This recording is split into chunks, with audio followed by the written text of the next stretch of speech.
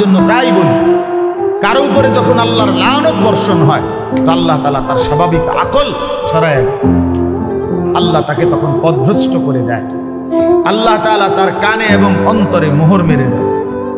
ওয়াজাআলা আলা বাসারিহি গিশাওয়া, আল্লাহ তার চোখের সামনে পর্দা ফেলে দেয়, ফলে আর সে কিছুই শুনে না, কিছুই বুঝে না।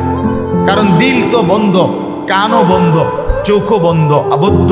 সে আর আলোর রাস্তা, হেদায়েতের রাস্তা দেখবে কোত্থেকে? সে জান্নাতের রাস্তা দেখবে কোত্থেকে? সে ডানে বামে যেদিকে তাকায় তখন নারী দেখে, ছবি দেখে।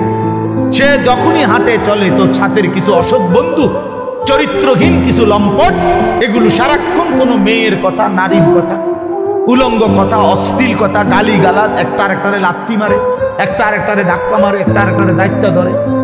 হ্যাঁ, এই নাহলে বিশ্রী কুকুর বিড়ালও যে কথা বলে না, জন্তু জানোয়ারও যে কথা বলে না, এমন হাইওয়ান জানোয়ারের মতো কথাবার্তা বলে। নারী, ছবি, অশ্লীল উলঙ্গপনা, অশালীন অঙ্গভঙ্গি, খালাস।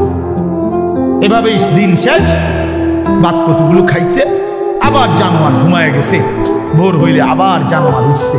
না এশার নামাজ, না ফজরের নামাজ, না জোহরের নামাজ, না আসরের নামাজ, কোন নামাজের কোনো খবরই নাই। কারণ জানোয়ারের আবার নামাজ কি?